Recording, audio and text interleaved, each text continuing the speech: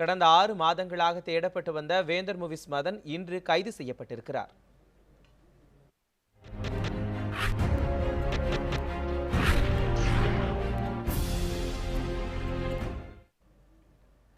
மத்திய குற்றப்பிரிவைச் சேர்ந்த சிறப்பு காவல்படை அதிகாரிகள் திருப்பூரில் அவரை கைது செய்து சென்னைக்கு கொண்டு வந்துள்ளனர்.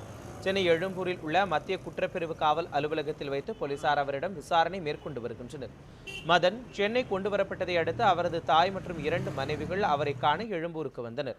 போலீசாரின் விசாரணையை அடுத்து இன்றைய அவர் நீதிமன்றத்தில் ஆஜர்படுத்தப்படுவார் என்ற தகவல் வெளியாகியுள்ளது.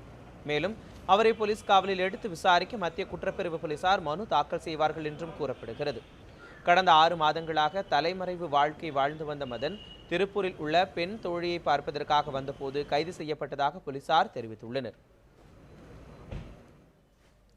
மதன் கைது செய்யப்பட்டது எப்படி என்பது குறித்து சென்னை மாநகர காவல்துறை ஆணையம் தெரிவித்த தகவல்களை இப்போது பார்க்கலாம்.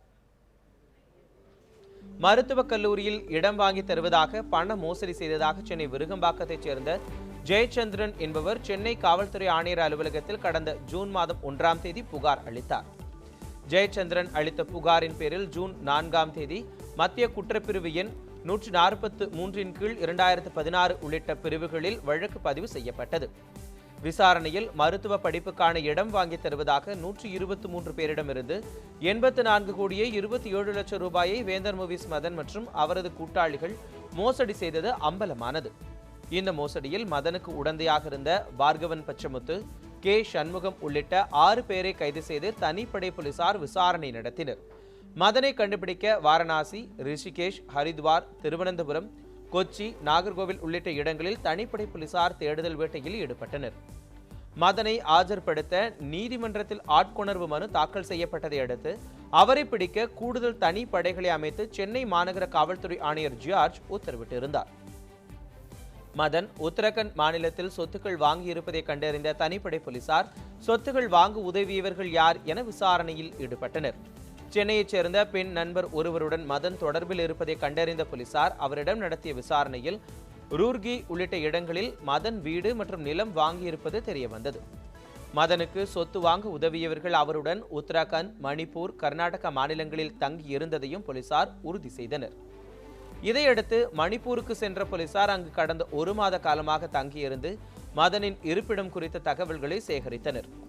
இதற்கிடையே மணிப்பூரில் மதனை சந்தித்த அவரது கூட்டாளி ஒருவர் அங்கிருந்து திருப்பூர் வந்தது பற்றி தனிப்படை போலீசாருக்கு தகவல் கிடைத்தது. அந்த நபரை போலீசார் தொடர்ந்து கண்காணித்து வந்த நிலையில் நேற்று இரவு திருப்பூரில் ஒரு பெண்ணை சந்திக்க மதன் வருவதாக தகவல் கிடைத்தது. இதையடுத்து அங்குள்ள போலீசார் உஷார்படுத்தப்பட்டு இன்று காலை மதன் கைது செய்யப்பட்டார். மதனை பிடித்த தனிப்படை போலீசாருக்கு சென்னை மாநகர காவல்துறை ஆணையர் பாராட்டுக்களை தெரிவித்திருக்கிறார்.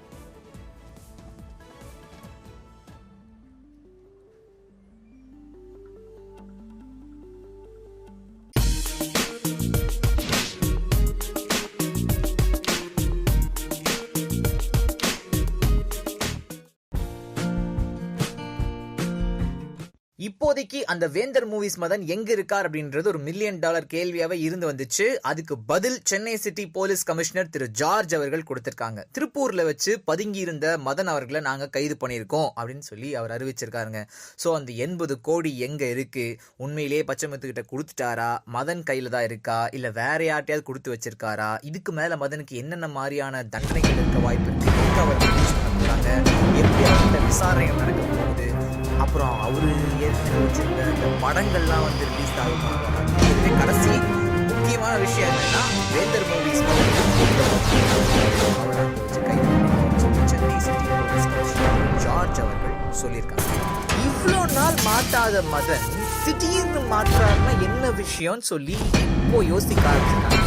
அதாவது அவர் போகும்போது தலைமறைவாகும் போது அவர் கையில் இருந்த பணம்லாம் வந்து 500,000 இருக்கும். இப்போதான் எல்லாம் செல்லாதுன்னு சொல்லிட்டாங்களே, அவரும் எங்க போய் லைன்ல நின்று இதெல்லாம் மாற்றுறதும் கஷ்டமான விஷயம். அதனாலதான் இப்போ வெளில வந்து அந்த பணம் கையில் இல்லாதனால வெளில வந்து சிக்கியிருக்காரு ஒரு தரப்பு வாதம் வைக்கிறாங்க.